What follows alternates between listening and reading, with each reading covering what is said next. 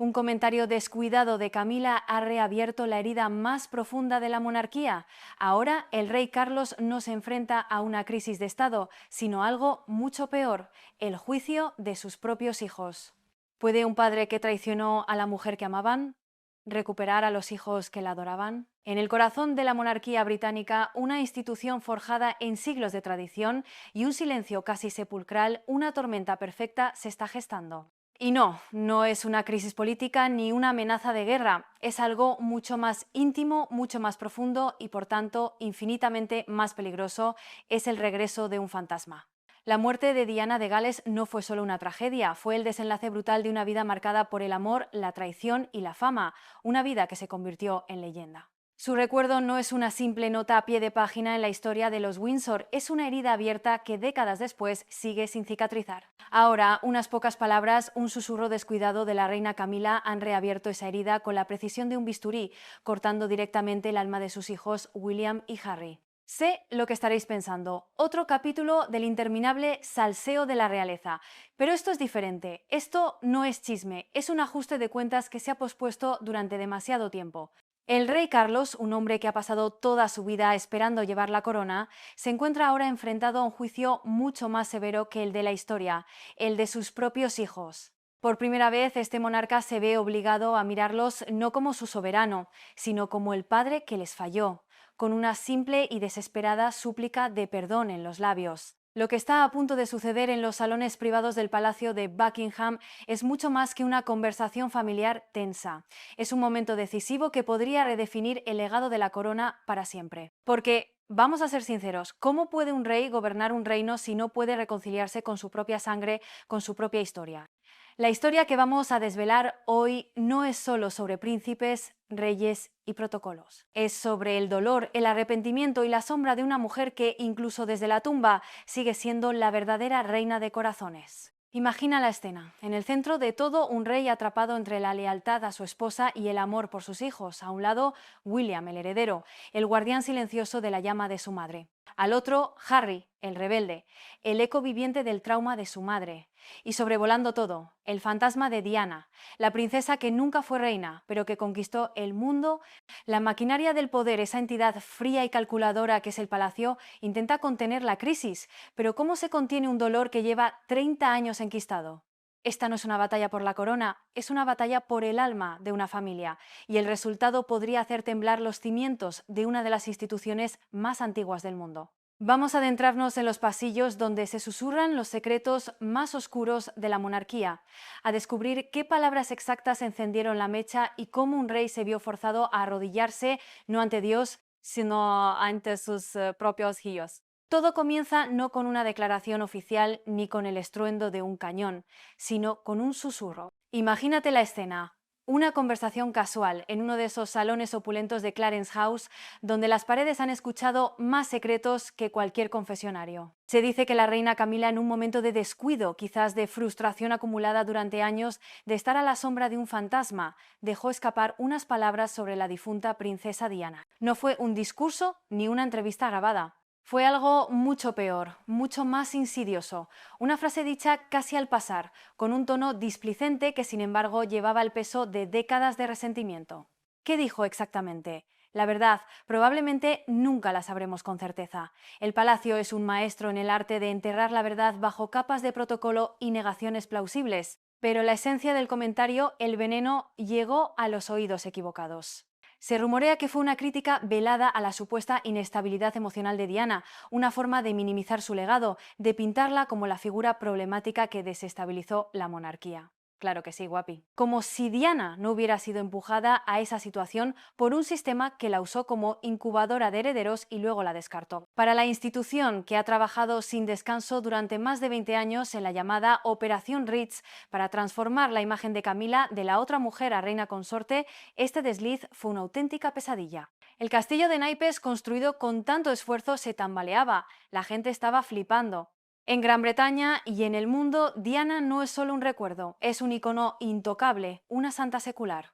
Cualquier ataque contra ella, por sutil que sea, se considera una traición, no solo a su memoria, sino a los millones de personas que vieron en ella un faro de humanidad en una familia real que a menudo parecía fría, distante e inhumana. Los cortesanos, esos hombres de gris expertos en apagar fuegos, se movilizaron de inmediato, pero este incendio era diferente. No lo había provocado la prensa sensacionalista. El fuego se había originado dentro, en la boca de la propia reina, y eso lo cambiaba todo. Para Carlos, la noticia cayó como un trueno. Había dedicado la mitad de su vida a legitimar su amor por Camila, a convencer al mundo de que ella era su alma gemela, no la destructora del cuento de hadas.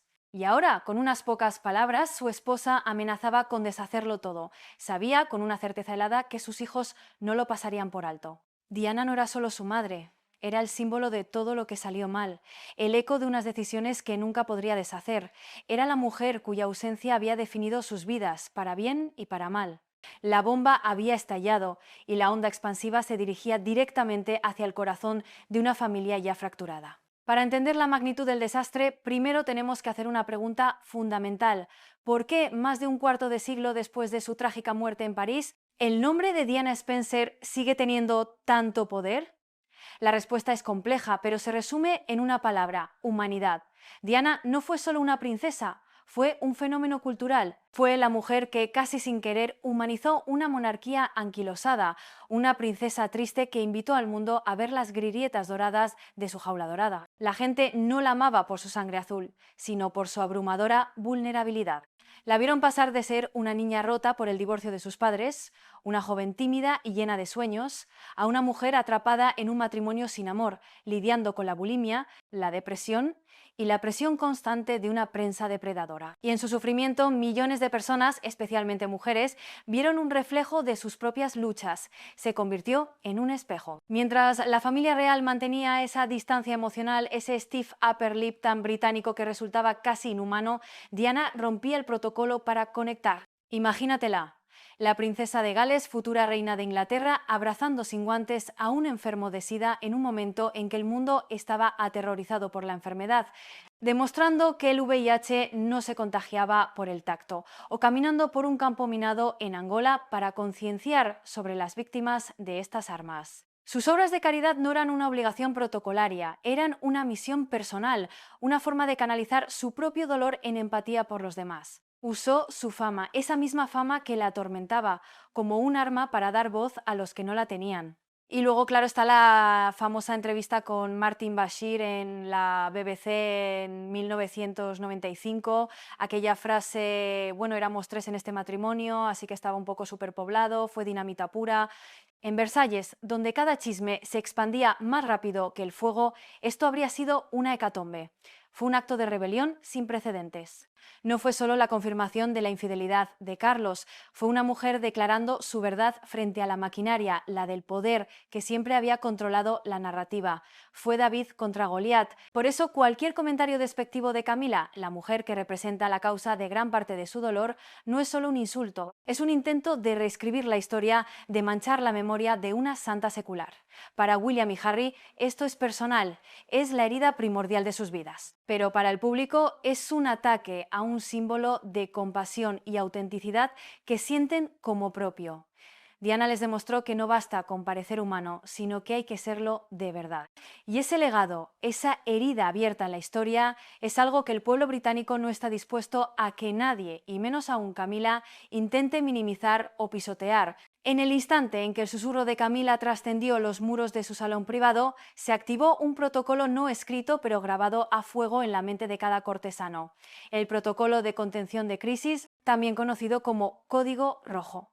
Imagínate el pánico. Teléfonos que no dejan de sonar, asesores de comunicación corriendo por pasillos alfombrados, rostros pálidos bajo una iluminación palaciega que de repente parece demasiado brillante. La monarquía, como institución, es una maquinaria gigantesca y a veces terriblemente inhumana.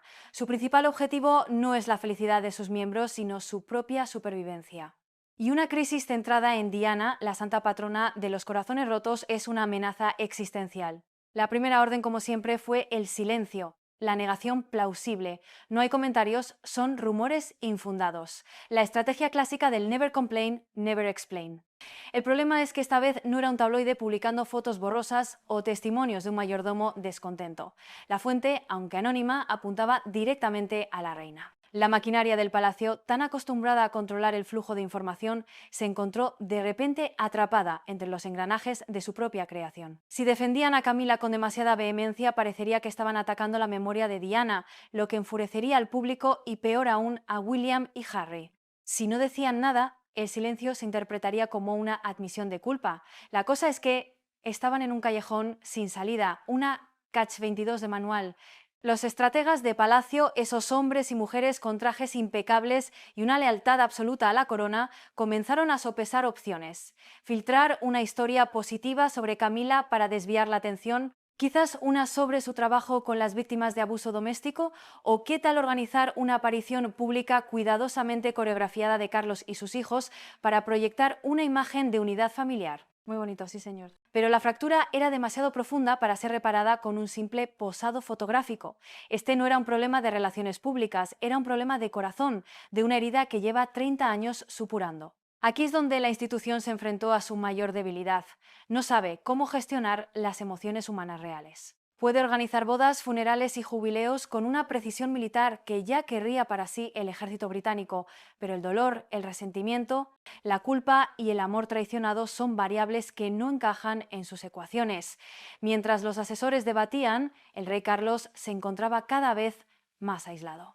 Le presentaban informes, borradores de comunicados, análisis de la cobertura mediática, pero ninguno de ellos podía ofrecerle lo que realmente necesitaba: una forma de mirar a sus hijos a los ojos sin ver en ellos el reflejo del fantasma de la madre a la que había fallado. La maquinaria del poder zumbaba a su alrededor, implacable y eficiente, pero por dentro, en el silencio de su estudio, Carlos solo escuchaba el eco de un silencio mucho más antiguo y doloroso. El silencio de un padre que nunca supo cómo hablar con sus hijos de la mujer que los tres habían amado y perdido. Si el palacio temblaba, el corazón de William, príncipe de Gales, ardía en una furia silenciosa y helada.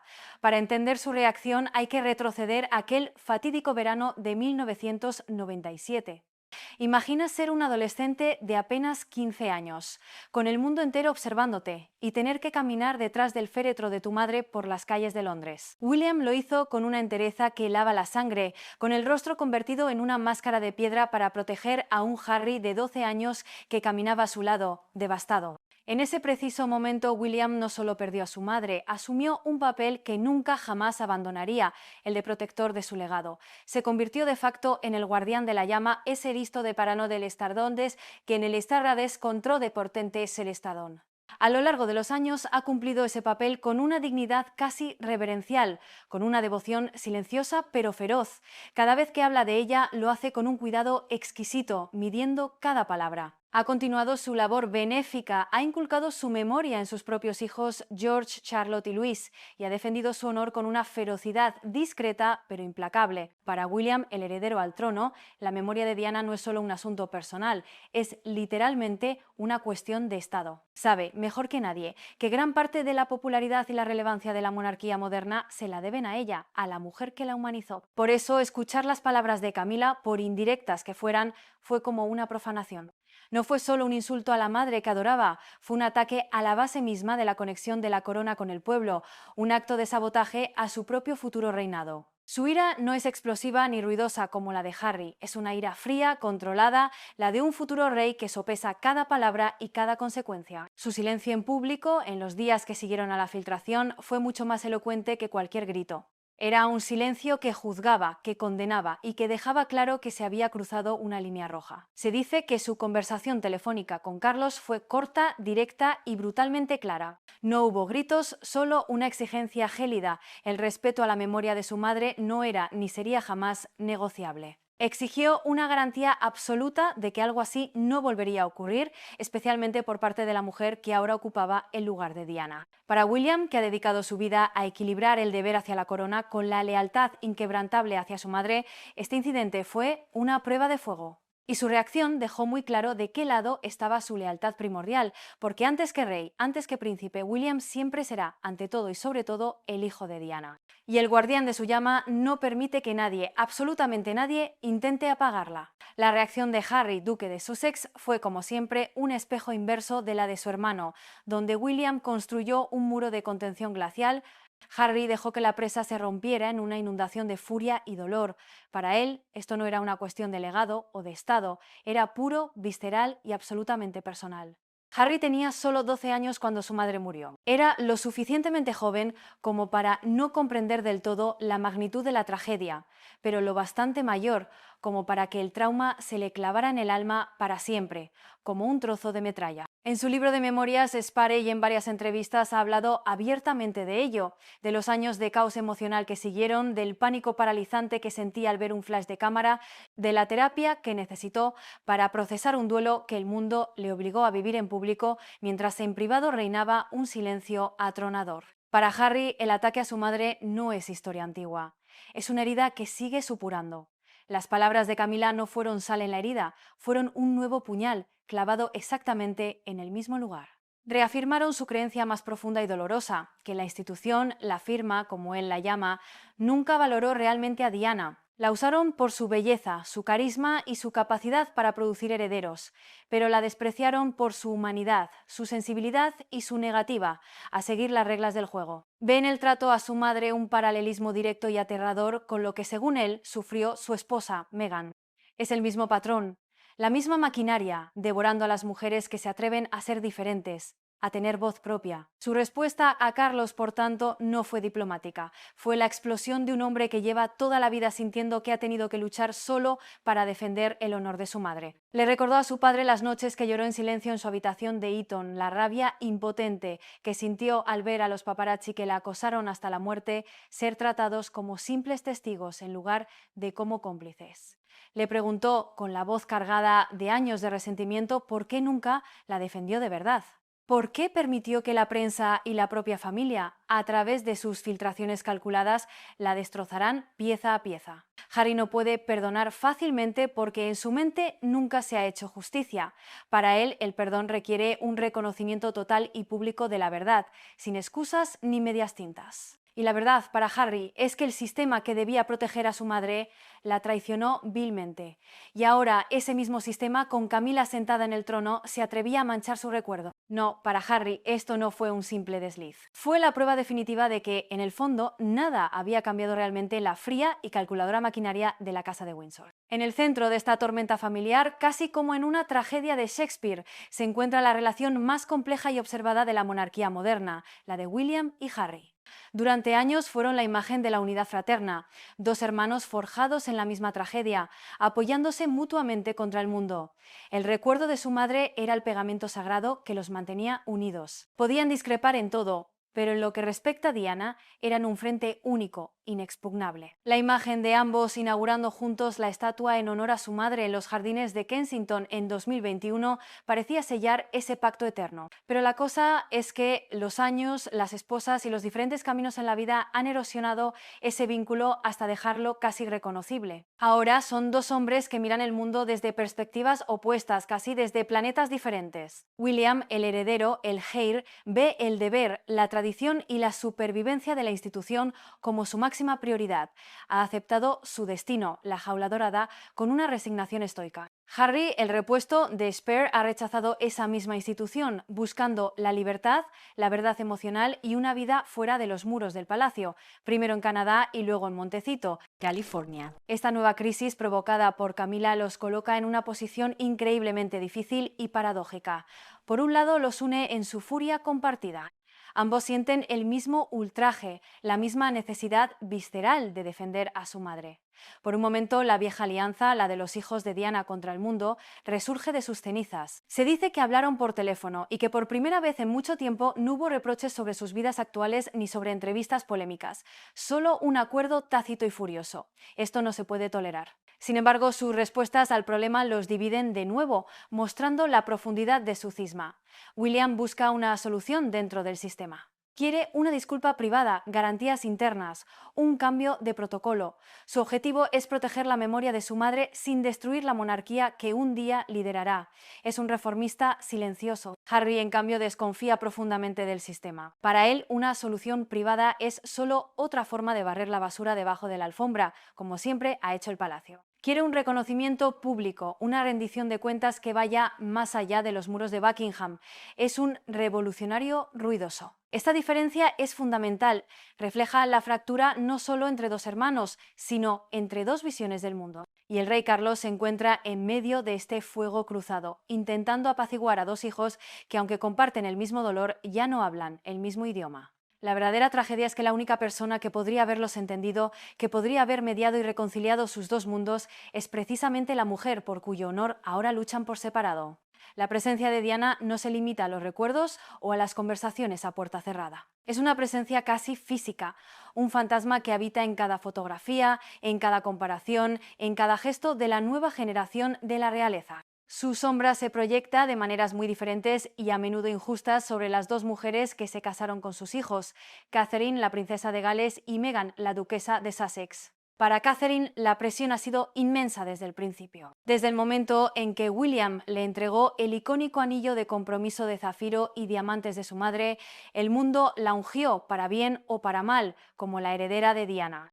La prensa analiza constantemente su estilo, su comportamiento, su manera de criar a sus hijos, buscando similitudes. Es una comparación imposible de ganar. Y Catherine, con una inteligencia y una disciplina notables, ha sabido navegar esas aguas peligrosas. Ha adoptado la calidez y la cercanía de Diana en sus actos públicos, pero siempre manteniéndose dentro de los estrictos límites del protocolo. Es un homenaje sutil, una forma de decir la recuerdo y la respeto, sin intentar jamás suplantarla. Es en esencia la versión de Diana que la monarquía puede aceptar y controlar. Una Diana II desprovista de la rebelión que tanto asustaba a la institución. Meghan, por otro lado, representa la otra cara del legado de Diana, la rebelde, la forastera, la que se enfrentó a la maquinaria y pagó el precio. Harry mismo trazó este paralelismo en su documental de Netflix, afirmando que temía que la historia se repitiera y que veía en el acoso mediático a su esposa los mismos patrones que llevaron a la muerte de su madre. Para sus defensores, Meghan, al igual que Diana, fue una extraña que la institución nunca aceptó del todo, una mujer moderna, independiente y birracial que fue acosada sin piedad por la prensa y desprotegida por la familia. Para sus detractores, la comparación es un sacrilegio, una apropiación indebida de la memoria de Diana. Sea como sea, la narrativa está ahí y es potentísima. El fantasma de Diana se utiliza como un arma arrojadiza en la guerra cultural que rodea a los Sussex. Cada decisión que toman, cada entrevista que conceden, se interpreta a través del prisma de la experiencia de Diana. Este telón de fondo es crucial para entender por qué las palabras de Camila son tan explosivas. No solo afectan a sus hijos, sino que reverberan en las vidas de sus esposas y en la percepción pública de ellas. Para William es una falta de respeto hacia su madre y por extensión hacia la mujer que ahora, con tanta dignidad, lleva el título de princesa de Gales. Para Harry es la prueba irrefutable de que el sistema que, según él, aplastó a su madre y luego a su esposa, sigue siendo tan tóxico e implacable como siempre. El fantasma de la fotografía no es solo una imagen del pasado, es una fuerza activa y poderosa que sigue definiendo el presente y muy probablemente el futuro de la Casa de Windsor.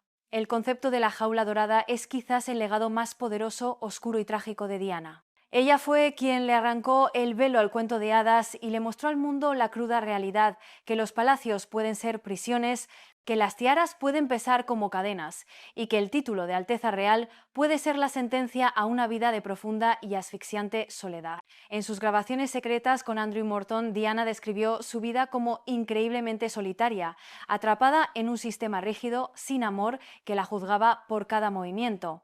Pronto descubriría que aquello no era un cuento de hadas, sino una jaula dorada. El problema, y aquí es donde la cosa se complica, es que décadas después parece que la monarquía no ha aprendido del todo la lección. La crisis actual desatada por las palabras de Camila no es un hecho aislado, es un síntoma de un mal más profundo, la incapacidad crónica de la institución para evolucionar emocionalmente. Sigue siendo una estructura que prioriza la imagen sobre la persona, el deber sobre la felicidad y el silencio sobre la verdad.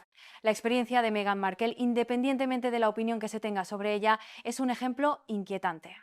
En su famosa entrevista con Oprah Winfrey, ella también habló de sentirse atrapada, silenciada y desprotegida, llegando incluso a confesar que tuvo pensamientos suicidas. Sus palabras resonaron con una similitud escalofriante a las confesiones de Diana años antes. La maquinaria no supo cómo manejar a una mujer independiente y con voz propia en los años 90, y parece que tampoco supo cómo hacerlo en el siglo XXI. La historia se repetía, no como farsa, sino como una tragedia aún más ruidosa. Ahora incluso Catherine, la princesa aparentemente perfecta y disciplinada, ha mostrado signos de la inmensa presión de esa jaula. Su reciente y publicitada lucha por la privacidad durante su enfermedad demostró lo voraz que sigue siendo el apetito de los medios y lo difícil que es trazar límites personales cuando en esencia eres considerada propiedad pública. La misma Diana dijo una vez: soy un producto y un buen producto que está en una estantería y sabe venderse. Una frase terrible que resume la deshumanización que sufren. Por todo esto, las palabras de Camila sobre Diana son tan hirientes, demuestran una alarmante falta de empatía y de reflexión sobre el pasado. En lugar de reconocer el sufrimiento indecible que Diana padeció dentro de esa jaula, un sufrimiento del que Camila fue en gran parte catalizadora, el comentario supuestamente lo minimiza. Es como si la institución, a través de su reina, se negara a admitir su propia culpabilidad en la tragedia. Para William y Harry, que vieron de primera mano el costo humano de esa jaula en su propia madre, esto es simplemente imperdonable. Han pasado sus vidas adultas intentando, a su manera, asegurarse de que sus esposas no sufran el mismo destino. Y este incidente les demuestra que la amenaza no solo viene de fuera, de la prensa, sino también de dentro, del corazón mismo de la familia. La jaula dorada sigue ahí, reluciente y majestuosa, y su puerta, para las mujeres que entran, nunca parece abrirse del todo. En el epicentro de este terremoto emocional, aislado por el protocolo pero ahogado por la culpa, se encuentra Carlos, un rey anciano con una conciencia muy pesada. Durante décadas ha vivido con una dualidad insoportable, una especie de esquizofrenia existencial. Por un lado, el amor genuino e innegable por Camila, la mujer que ha sido su roca, su confidente y su compañera de vida. Por otro, el peso aplastante de la culpa por el dolor que ese amor causó a Diana y, por extensión, a sus hijos.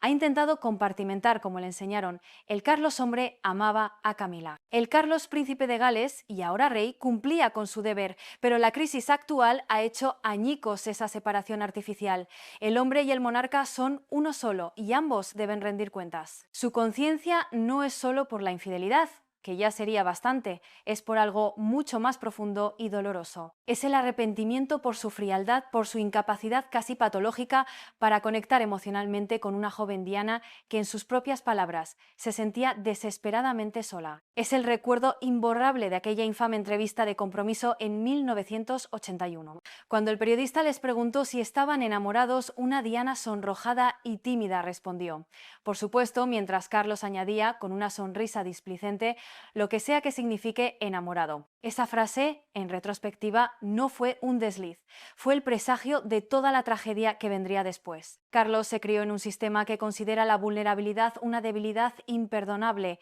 La reina Isabel II, su madre, fue el epítome del deber y el control emocional. Se esperaba que él siguiera ese modelo. Pero el mundo había cambiado. La gente ya no quería un soberano distante y hierático, querían a alguien con quien pudieran conectar. Y Diana se los dio a raudales. Su calidez y su empatía natural solo servían para resaltar la rigidez y la torpeza emocional de Carlos, una comparación que, según se dice, siempre le ha resultado profundamente amarga. Ahora, en el otoño de su vida, con la corona finalmente sobre su cabeza tras la espera más larga de la historia británica, se enfrenta a una verdad incómoda. El legado no se construye solo con actos de Estado y discursos y desfiles. También se construye con actos de humanidad, y su mayor fracaso humano está ahí, mirándolo a la cara a través de los ojos de sus hijos. El dolor de William y Harry no es una crítica a su reinado, es un juicio a su vida como hombre y como padre. Se da cuenta, quizás demasiado tarde, de que si no actúa, la historia no lo recordará como Carlos III, el rey ecologista que modernizó la monarquía. Lo recordará como el hombre que traicionó a la princesa del pueblo y que nunca logró obtener el perdón completo de sus hijos. Y ese pensamiento, esa posibilidad, es más pesada que cualquier corona de San Eduardo. Es el peso de una conciencia que ya no puede esconderse detrás del protocolo ni del armiño. Para entender la profundidad del arrepentimiento de Carlos, tenemos que hacer un viaje en el tiempo, a los inicios de lo que la prensa de los 80 vendió como el cuento de hadas del siglo. Un cuento que en realidad fue desde el principio una tragedia griega, una crónica de un fracaso anunciado. Lady Diana Spencer, una joven de apenas 19 años, tímida, de buena familia y con una reputación intachable, parecía la candidata perfecta. Era virgen, aristócrata y, sobre todo, aparentemente dócil. Justo lo que la maquinaria real y un Lord Mountbatten obsesionado con la línea de sucesión necesitaban para el heredero de 32 años, que ya estaba bajo una enorme presión para casarse y producir un heredero y un repuesto. El problema fundamental, el elefante en la habitación que todo el mundo, desde la reina hasta el último cortesano, decidió ignorar, era que Carlos seguía perdidamente enamorado de otra mujer, Camilla Parker Bowles, una mujer a la que no consideraban apropiada para ser reina por no ser virgen y por su arrolladora personalidad.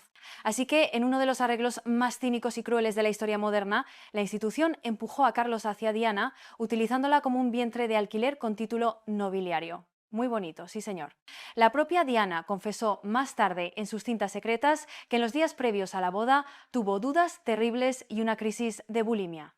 Descubrió un brazalete que Carlos le había comprado a Camila, con sus apodos Fred y Gladys grabados. Se sintió como un cordero yendo al matadero, pero la maquinaria ya estaba en marcha, imparable. Cancelar la boda habría sido un escándalo de proporciones bíblicas. Y así, el 29 de julio de 1981, el mundo vio a una novia de cuento de hadas, con un vestido de Manuel que parecía una nube, caminar hacia el altar de la Catedral de San Pablo, sin saber que por dentro ya empezaba a sentir que algo iba terriblemente mal. El matrimonio fue un desastre desde el primer día. Eran dos personas fundamentalmente incompatibles, con una diferencia de edad de 13 años y universos emocionales completamente distintos. Carlos, un intelectual introvertido, amante de la filosofía de Carl Jung, la jardinería y el campo.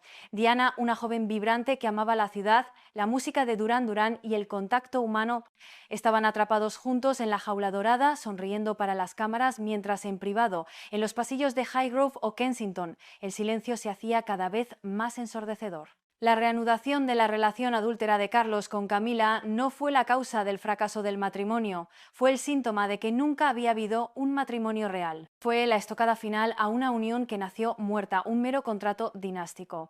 Carlos, al enfrentarse ahora a sus hijos, no solo se enfrenta a la infidelidad, se enfrenta al pecado original, al engaño fundacional, el haberse casado con su madre sabiendo, sin ningún género de dudas, que su corazón pertenecía y siempre pertenecería a otra mujer. La transformación de Camilla Parker Bowles es sin duda una de las campañas de relaciones públicas más largas, meticulosas y exitosas de la historia reciente. Es un caso de estudio. Pasó de ser la mujer más odiada de Gran Bretaña, la rompehogares a la que los fans de Diana culpaban de todo su sufrimiento, a ser su majestad la reina Camila, coronada junto a Carlos en la abadía de Westminster. Un viaje que muchos, durante años, creyeron absolutamente imposible. Tras la muerte de Diana en 1997, la imagen de Camila estaba por los suelos, era radioactiva. Carlos y sus asesores, liderados por el astuto Mark Boland, sabían que cualquier intento de oficializar su relación en ese momento sería un suicidio político y social. Así que iniciaron una estrategia a larguísimo plazo, metódica e increíblemente paciente, conocida internamente como Operación Ritz. El nombre venía del primer paso clave, una aparición pública cuidadosamente orquestada en 1999, saliendo juntos de una fiesta de cumpleaños en el Hotel Ritz de Londres, enfrentándose a un muro de flashes. Fue un globo sonda para medir la reacción del público y, aunque no fue cálida, tampoco fue apocalíptica. La puerta estaba entreabierta. A partir de ahí, la estrategia fue de pequeños y calculados pasos. Se la introdujo gradualmente en la vida pública, siempre con discreción, siempre un paso por detrás de Carlos, nunca buscando el protagonismo. La mostraron participando en obras de caridad que no competían con las de Diana, como la osteoporosis, destacando su sentido del humor terrenal y su carácter sencillo. La idea era presentarla no como la glamurosa y neurótica rival de Diana, sino como la compañera leal, estable y sin pretensiones que hacía feliz al futuro rey. Puro marketing. La boda en 2005 en el Ayuntamiento de Windsor fue otro paso maestro. Una ceremonia civil, discreta, casi humilde, en lugar de la pompa de una boda real. Y crucialmente, ella no adoptó el título de princesa de Gales, que estaba y siempre estará inextricablemente ligado a Diana. Se convirtió en duquesa de Cornualles, una forma de dejarla fuera sin decirlo directamente. El golpe de gracia, la bendición final, fue el anuncio de la reina Isabel II en su jubileo de platino, poco antes de su muerte, expresando su sincero deseo de que Camila fuera conocida como reina consorte cuando Carlos ascendiera al trono. Fue el espaldarazo definitivo. Sin embargo, este éxito es increíblemente frágil, se basa en una premisa delicada, que el público ha olvidado o al menos perdonado el pasado a cambio del silencio y la discreción de Camila. Por eso, su supuesto comentario sobre Diana es tan devastador. Rompe ese pacto no escrito. La vuelve a colocar en el papel del antagonista, deshaciendo años de cuidadoso trabajo de imagen. Para Carlos, esto es más que un problema familiar. Es el posible colapso de un proyecto de vida. El proyecto de legitimar a la mujer que ama a los ojos de un pueblo que nunca ha dejado de amar a la mujer que, a ojos de ese mismo pueblo, él traicionó. Más allá de la culpa como esposo, lo que realmente atormenta a Carlos en sus largas noches de insomnio en Balmoral o Highgrove es su fracaso como padre durante los años más oscuros y tumultuosos. No es que no quisiera a sus hijos, claro que no. Las fotografías de la época muestran momentos de genuino afecto, de risas en las pistas de esquí de Closters o jugando en el jardín. Pero seamos honestos, estaba emocionalmente ausente, consumido por su propio matrimonio infeliz y su relación clandestina con Camila. William y Harry crecieron en medio de un campo de batalla emocional, la llamada Guerra de los Gales, esa batalla campal librada a través de filtraciones a la prensa y biografías autorizadas, no se libró solo en los titulares de los periódicos, se libró en los pasillos de sus hogares. Escucharon discusiones a puerta cerrada, sintieron la tensión gélida y cortante en la mesa del desayuno, vieron las lágrimas silenciosas de su madre. Fueron en esencia los niños soldados de una guerra que no entendían y que nadie se molestó en explicarles. Diana, en su desesperación y soledad, a menudo se apoyaba de forma inapropiada en William, su hijo mayor, convirtiéndolo en su confidente, en su paño de lágrimas. Una carga emocional demasiado pesada para los hombros de un niño. Lo llamaba mi pequeño hombre sabio. En una ocasión, William relató cómo tuvo que pasarle pañuelos por debajo de la puerta del baño mientras ella lloraba desconsoladamente. Esas cicatrices simplemente no se borran, son las que te definen. Harry, por su parte, reaccionó con la rabia y la rebeldía del hijo menor que se siente invisible. Se sintió abandonado por un padre que parecía más preocupado por sus propios problemas y su imagen pública que por el bienestar emocional de sus hijos. La muerte de su madre en 1997 solidificó este sentimiento de abandono. Carlos, sumido en su propio duelo y en la abrumadora complejidad logística de organizar un funeral de Estado para una mujer que ya no era de la realeza, pero que era la madre del futuro rey, luchó por encontrar las palabras adecuadas para consolar a sus hijos. Hizo lo que pudo, sí, pero dentro de las enormes limitaciones de su educación emocionalmente reprimida. Para dos niños que acababan de perder el centro gravitacional de su universo, probablemente no fue ni remotamente suficiente. Ahora, al mirar a William, el hombre que ha heredado su férreo sentido del deber, pero también la profunda sensibilidad de su madre, y a Harry, el hombre que ha heredado la rebeldía de Diana y su desdén por el protocolo, Carlos se ve obligado a enfrentar las consecuencias directas de esa ausencia. Se da cuenta de que la distancia actual con sus hijos, ese abismo que parece insalvable, no comenzó con sus matrimonios o sus decisiones de adultos. Comenzó hace mucho, mucho tiempo en los pasillos dorados pero fríos de un palacio donde un padre no supo o no pudo proteger a sus hijos de la infelicidad que él mismo había creado. Y ese, por encima de la infidelidad y el escándalo, es quizás su mayor y más doloroso arrepentimiento. Tras días de tensión palpable, de reuniones urgentes con asesores de rostro sombrío y de un gélido y atronador silencio por parte de sus hijos, Carlos llega a un punto de inflexión. Se encuentra en su estudio de Clarence House, rodeado de los símbolos de su poder y su linaje, los libros encuadernados en cuero, los retratos de sus antepasados, pero sintiéndose completamente impotente. La maquinaria del palacio, a través de su secretario privado, Sir Clive Alderton, le aconseja una cosa: esperar, dejar que la tormenta pase, emitir una declaración vaga y anodina, la estrategia de siempre. El manual de la monarquía dicta que la confrontación directa es un signo de debilidad, que la institución debe proyectar una imagen de unidad inquebrantable, incluso si es una completa farsa. Pero en su corazón, en ese lugar donde no es rey, sino simplemente un padre de 75 años, Carlos sabe que seguir ese consejo esta vez sería un error catastrófico. Sería elegir la corona por encima de sus hijos, la institución por encima de la familia, y ya ha cometido ese error una vez, con consecuencias absolutamente devastadoras. Sopesa los riesgos, como el estratega que nunca ha sido en su vida personal. Si habla, si se abre, si admite su culpa, ¿qué podría pasar? Podría ser percibido como un rey débil, incapaz de controlar a su propia familia.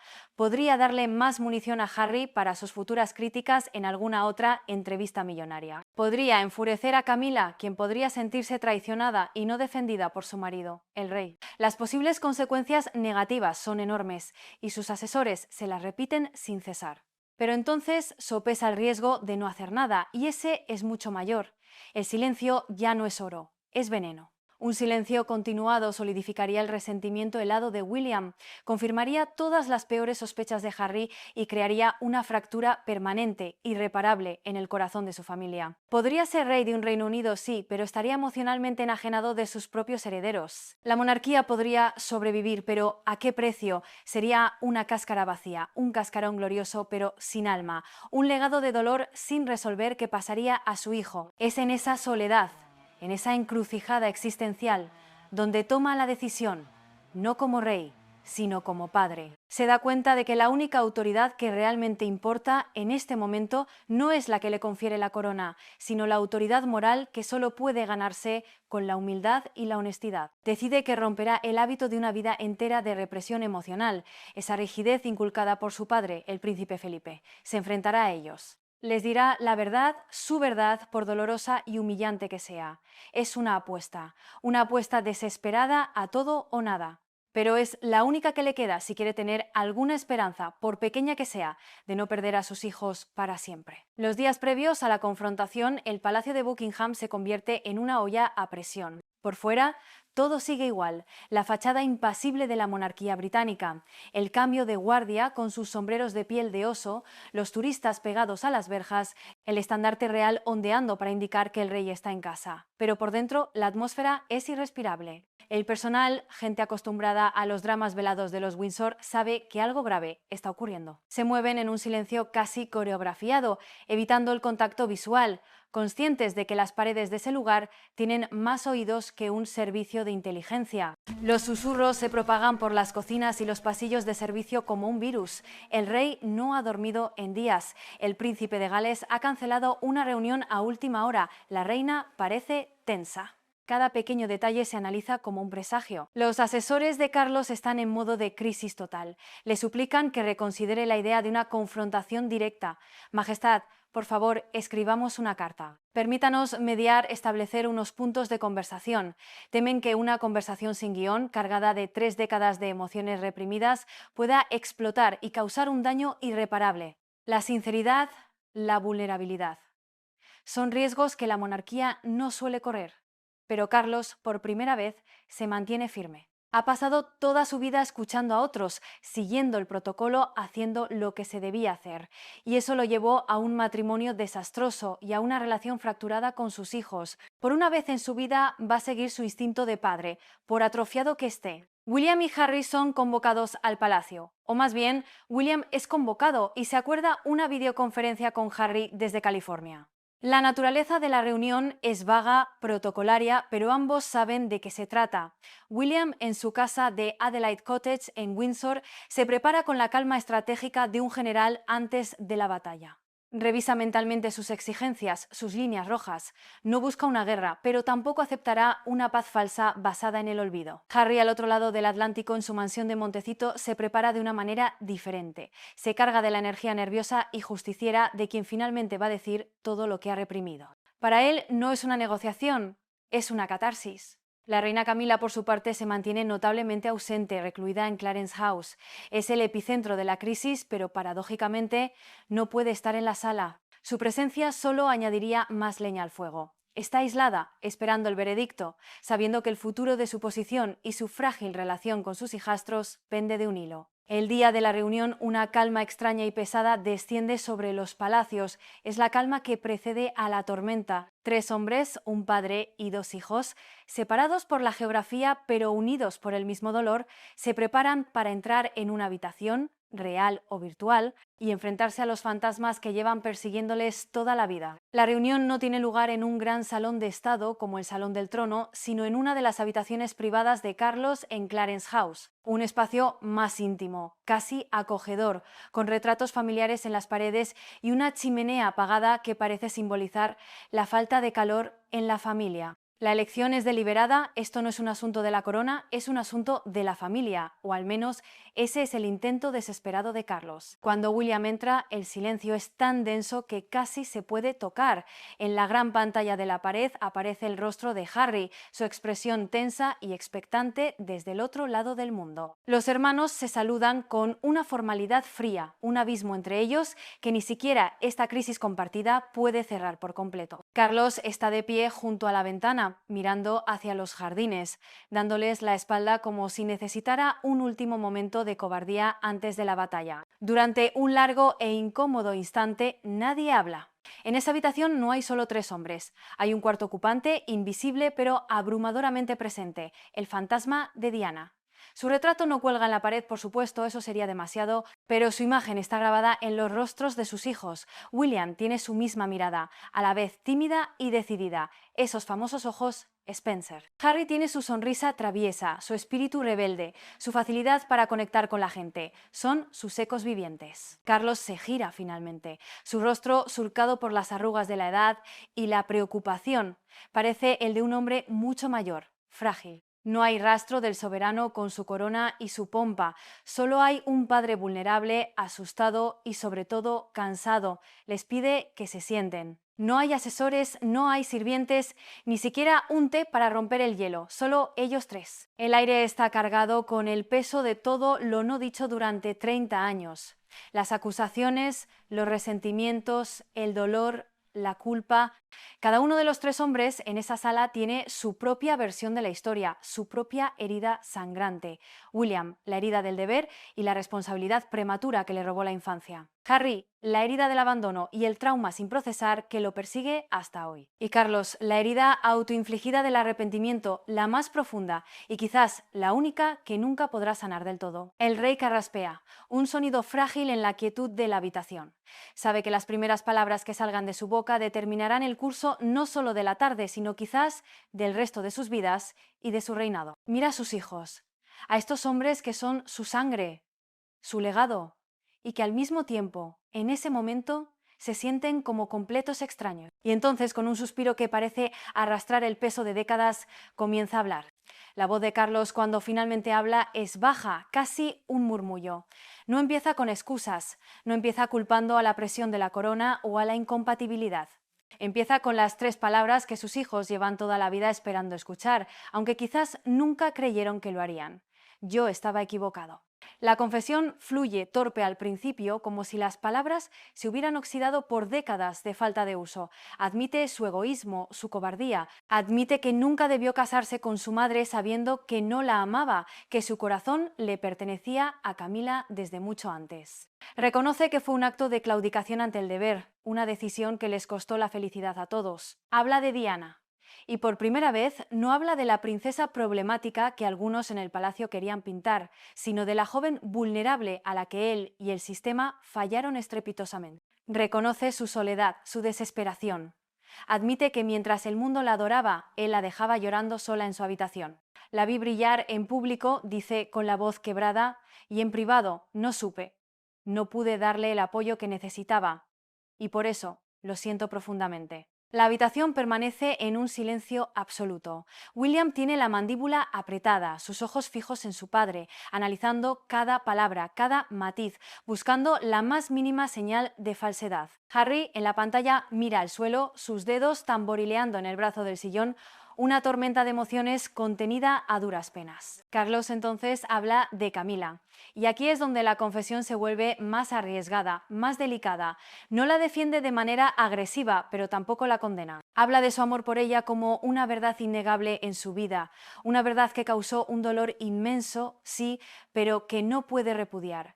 No pido que la améis, les dice, mirándolos directamente, ni siquiera que la perdonéis. Solo pido que intentéis entender que mi amor por ella no disminuía mi amor por vosotros. Fui un mal esposo, pero siempre he intentado ser un buen padre. Finalmente llega al punto central, les pide perdón, no como rey del Reino Unido, no como cabeza de la Casa de Windsor, sino simplemente como su padre. Perdón por el dolor, por el silencio, por los años perdidos, por la carga que les obligó a llevar. No puedo cambiar el pasado, concluye, con lágrimas surcando sus mejillas por primera vez en público, aunque sea un público de dos, pero ruego que me permitáis intentar enmendar el futuro. El silencio que sigue es ensordecedor. La confesión ha terminado. Ahora comienza el juicio. Y los jueces son los dos hombres a los que más daño ha hecho. El primero en romper el silencio es William. Lo hace con la misma deliberación y control de un hombre que ha sido entrenado desde la cuna para ser rey. Se toma un momento, como si estuviera sopesando el destino de la monarquía en la balanza de sus pensamientos. Su respuesta no es emocional, al menos no en la superficie. Es la respuesta de un estadista, de un futuro rey, que antepone la estabilidad a la catarsis. Le dice a su padre que aprecia su honestidad. La palabra que usa es aprecio, no agradezco, un matiz sutil pero increíblemente significativo. No hay calidez, no hay alivio, solo un reconocimiento formal del acto. Luego, con una calma que resulta más intimidante que cualquier grito, establece sus condiciones. Su voz es tranquila, pero firme como el acero. El perdón, dice, con la mirada fija en su padre, no es algo que se pueda dar en un instante. Se gana con acciones, no con palabras. Y la primera acción, la condición innegociable, la línea roja que no se puede cruzar, es el respeto absoluto y perpetuo a la memoria de su madre. Le exige a su padre una garantía, una promesa solemne de que nunca más, ni en público ni en privado, por parte de nadie en la familia, se pronunciará una sola palabra que pueda manchar o minimizar quién fue Diana. Y esa garantía, subraya con una dureza apenas velada, debe extenderse explícitamente a la reina.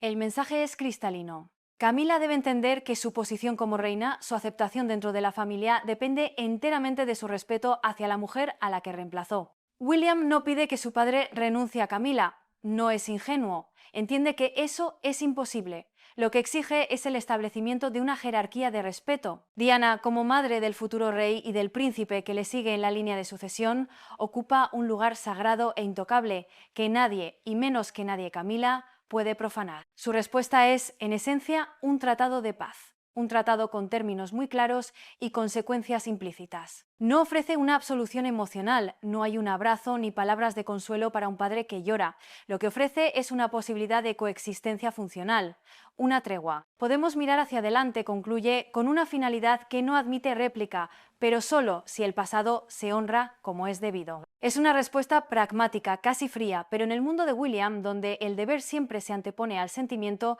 es lo más cercano a una rama de olivo que puede ofrecer. Ha escuchado la confesión. Ahora, como el rey que está destinado a ser, esperará a ver los hechos. El juicio, por su parte, ha quedado aplazado, no cancelado. Si la respuesta de William fue un tratado de paz redactado por un diplomático, la de Harry fue una declaración de guerra contra el silencio. En cuanto su hermano termina de hablar, la compostura de Harry, visible incluso a través de la fría pantalla, se rompe. Su voz, a diferencia de la de William, no es controlada, está cargada de emoción cruda. Es un torrente de dolor, rabia y resentimiento acumulado durante 30 años. ¿Por qué ahora?, pregunta, su voz temblando de una furia contenida que lleva demasiado tiempo bullendo. ¿Por qué hemos tenido que esperar hasta que sea rey, hasta que seamos hombres adultos con nuestras propias familias, para escuchar esto? ¿Dónde estaban estas palabras cuando éramos niños y te necesitábamos? Harry no está interesado en las condiciones ni en los tratados. Quiere una rendición de cuentas emocional, no un acuerdo político. Le echa en cara a su padre no solo sus acciones pasadas, sino los años, las décadas de negación y silencio cómplice que siguieron. Le recuerda cómo la institución, la firma, intentó borrar sistemáticamente a Diana, cómo la relegaron a una nota a pie de página en la historia oficial mientras elevaban a Camila al estatus de salvadora. Para Harry, el perdón no es una cuestión de respeto futuro, es una cuestión de justicia por el pasado. Hablas de respeto, le dice con los ojos llenos de lágrimas de frustración, pero el mayor acto de falta de respeto fue dejar que el mundo, que tu propia familia susurrara que ella estaba loca, que era inestable, mientras tú te presentabas como la pobre víctima atrapada en un mal matrimonio. Lo acusa de no haberlos protegido nunca de la prensa, de haber permitido que el mismo circo mediático que devoró a su madre se cerniera sobre su propia esposa, Meghan, con la misma ferocidad. La conversación se vuelve increíblemente tensa. Carlos, con el rostro desencajado, intenta interceder, balbucear una defensa, pero Harry no se lo permite. Es su momento, su catarsis, y no va a dejar que nadie se la arrebate. Está liberando demonios que ha mantenido encadenados durante demasiado tiempo. No hay diplomacia en sus palabras. Es la cruda y dolorosa verdad de un hijo que se ha sentido traicionado no solo por su padre, sino por todo el sistema que representa. Un sistema que en su opinión lo eligió a él, el heredero, y lo descartó a él, el repuesto. Su respuesta no ofrece ninguna tregua. Es un campo de minas emocional. No pide garantías, pide un milagro. Pide que el tiempo retroceda y que su padre sea el hombre que debería haber sido. Y como eso es imposible, lo que queda es un abismo de dolor. Cuando finalmente se queda sin palabras, un silencio agotado y pesado llena la habitación. Harry ha dicho su verdad. Y esa verdad deja claro que para él el camino hacia el perdón, si es que existe, será mucho, mucho más largo y difícil que para su hermano. La reunión termina sin una resolución clara. No hay un apretón de manos, ni mucho menos un abrazo, solo un agotamiento compartido, una pesadez en el aire. Los tres hombres salen de esa habitación cambiados para siempre. Carlos, con la inmensa carga de la confesión liberada de sus hombros, pero con la incertidumbre del veredicto de sus hijos pesando sobre su corona. William, con una hoja de ruta pragmática para la coexistencia, pero con el corazón todavía en guardia, protegido por capas de deber y desconfianza. Y Harry, con el alma vaciada por la catarsis, pero con la herida más abierta y sangrante que nunca. Lo que se ha logrado no es la reconciliación, ni de lejos. Es algo mucho más preliminar, mucho más frágil, una tregua. Se ha abierto una puerta que llevaba décadas cerrada con 7 llaves. Han hablado con una honestidad brutal que la familia real, por norma, rara vez se permite. Han puesto todas las cartas sobre la mesa, la culpa, el dolor, las condiciones, la rabia. Pero ahora, como en una partida de póker de altísimo riesgo, comienza la parte más difícil. ¿Qué hacer con esas cartas? ¿Pueden construir un nuevo juego a partir de ellas o la baraja está demasiado marcada por el pasado? Para William, el camino a seguir es claro y directo. Acciones. A partir de ahora observará cada movimiento, cada palabra, cada gesto de su padre y de Camila con la precisión de un halcón. Cualquier desliz, por pequeño que sea, cualquier comentario ambiguo, será visto como una violación de la tregua. La confianza para él no se regala, se reconstruye ladrillo a ladrillo y la argamasa debe ser el respeto incondicional a su madre. Para Harry el camino es mucho más incierto y nebuloso. Ha dicho lo que necesitaba decir, pero la conversación no ha borrado el dolor. Su distancia geográfica es un reflejo de su inmensa distancia emocional. Para que haya una verdadera reconciliación con él, se necesitaría un cambio fundamental en la propia institución, una disculpa pública, una rendición de cuentas que, siendo realistas, parece poco probable que la firma esté dispuesta a conceder. Y para Carlos la tarea es monumental, casi hercúlea. Tiene que gobernar un país, ser el esposo de la reina y al mismo tiempo embarcarse en el delicado y minucioso proceso de ganarse el perdón de sus hijos. Tendrá que caminar sobre una cuerda floja, equilibrando el respeto por la memoria de Diana con el apoyo a su actual esposa. Un solo paso en falso, una palabra equivocada, y todo podría derrumbarse. Salen del palacio por caminos separados, cada uno sumido en sus pensamientos. No se ha solucionado nada de forma definitiva, pero algo ha cambiado para siempre. El silencio se ha roto. Y en esa ruptura, por dolorosa que sea, reside la única y remota posibilidad de que una familia destrozada pueda algún día empezar a sanar. Aunque la reunión fue estrictamente privada, en el mundo de la realeza los secretos tienen una vida útil más corta que un helado en agosto. No tardan en aparecer las filtraciones, goteando como una cañería rota. Un amigo cercano al príncipe Harry le cuenta a la revista People que la conversación fue tensa pero catártica. Una fuente del palacio le susurra al Daily Mail que el rey está profundamente afectado. Las piezas del rompecabezas empiezan a encajar en los tabloides y de repente el drama familiar se convierte en un espectáculo global. El salseo se vuelve viral. La historia explota. El público, que nunca ha dejado de estar fascinado por este trágico triángulo amoroso, devora cada detalle. Las palabras crisis, confrontación y ultimátum dominan los titulares. Y en el Tribunal de la Opinión Pública el veredicto es casi unánime y abrumador. La simpatía está del lado de los hijos de Diana. Se organizan debates en programas matutinos, se publican editoriales incendiarios, las redes sociales arden. El hashtag Team Diana, que nunca se fue del todo, vuelve a ser tendencia. La gente elogia a William por su defensa férrea y digna del legado de su madre y a Harry por su valentía al decir la verdad al poder.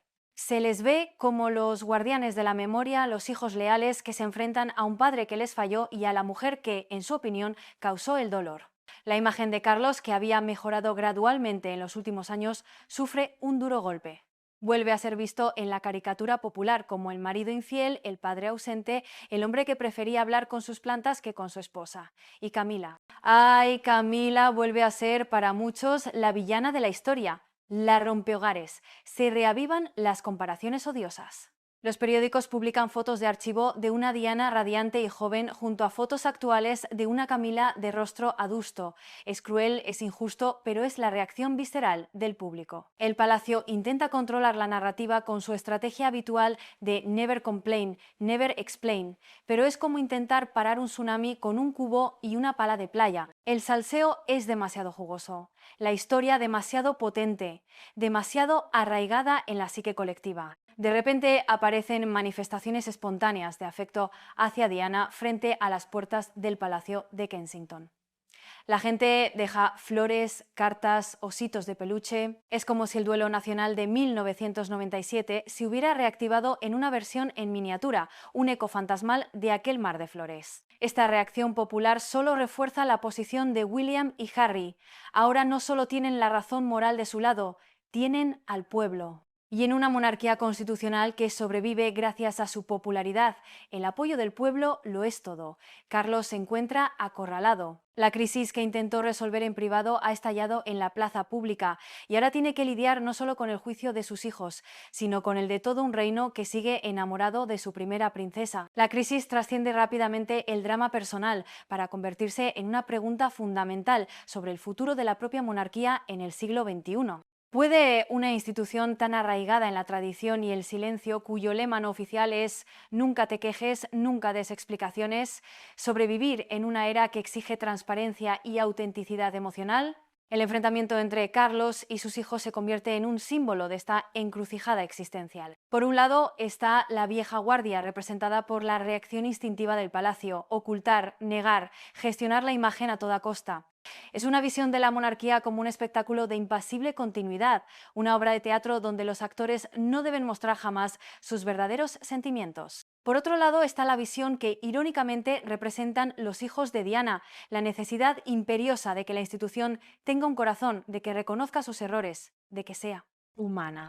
Los analistas más agudos señalan la profunda paradoja. Si Carlos logra una reconciliación genuina con sus hijos, aunque el proceso sea doloroso y se filtre a la prensa, podría ser el acto más modernizador de su reinado. Demostraría que la corona es capaz de la introspección, del arrepentimiento y del cambio. Sería un rey que, al admitir su humanidad imperfecta, se acerca más a su pueblo. Sería, en cierto modo, aprender la lección final y más importante de Diana. Sin embargo, si fracasa, si la brecha con sus hijos se hace permanente, la percepción podría ser la de una institución anquilosada, decrépita, incapaz de sanar sus propias heridas y, por tanto, totalmente desconectada de la vida y los problemas de la gente común.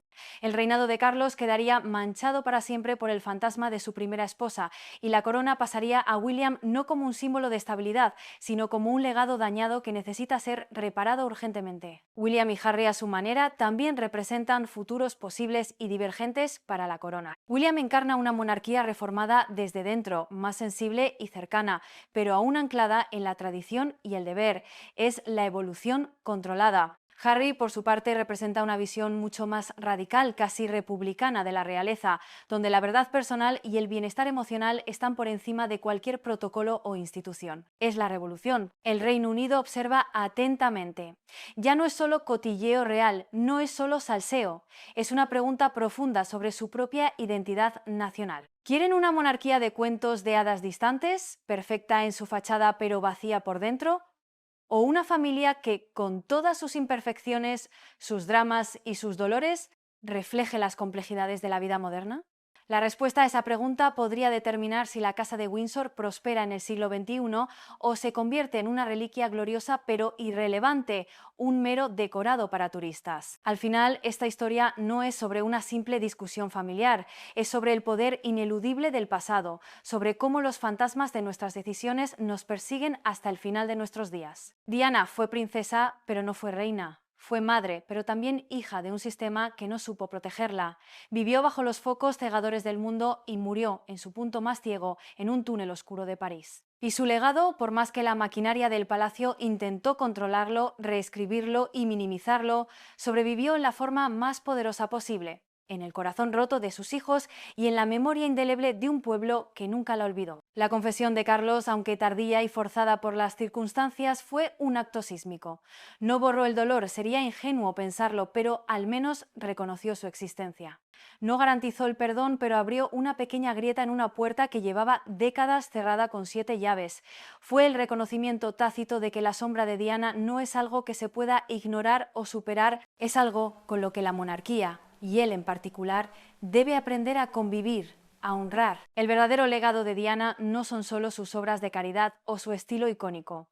Su verdadero legado es la herida que dejó. Una herida profunda que obligó a una institución milenaria, soberbia y anquilosada a mirarse en el espejo y a confrontar su propia falta de humanidad. Ella les enseñó a la fuerza que el amor, la traición, el dolor y el arrepentimiento son fuerzas mucho más poderosas que cualquier corona o cetro. Si algo nos enseñó esta historia es que las familias, incluso las reales, están unidas no solo por la sangre y los títulos, sino por las cicatrices que comparten. El camino para los Windsor sigue siendo incierto. La tregua entre el padre y sus hijos es frágil, casi transparente, pero por primera vez en mucho tiempo, la verdad, en toda su dolorosa y desordenada complejidad, se ha dicho en voz alta. Diana no solo marcó una época, marcó una herida, y por eso, aunque ya no podamos escuchar su voz, de alguna manera sigue hablando. Habla a través de la férrea determinación de William, de la ruidosa rebeldía de Harry y ahora del tardío arrepentimiento de Carlos. Habla por todos los que alguna vez se sintieron rotos, silenciados o atrapados en una jaula dorada. Y mientras esa voz siga resonando, su sombra, lejos de ser una oscuridad, seguirá siendo una luz incómoda pero necesaria que les recuerda que para ser verdaderamente reales, primero deben ser verdaderamente humanos. Y eso ha sido todo por el vídeo de hoy. Una historia increíblemente triste y compleja, ¿verdad? ¿Crees que la confesión de Carlos fue sincera o solo una estrategia para salvar su reinado? ¿Y podrán William y Harry perdonarlo algún día? Te leo en los comentarios. Espero que os haya gustado. Si es así, te agradecería enormemente que le dieras like y lo compartieras, porque ayuda muchísimo a que el canal siga creciendo. Si no sabes qué comentar, que siempre se agradece que comentéis, me puedes dejar este emoticono de una corona rota en los comentarios y yo te daré like tan pronto como pueda.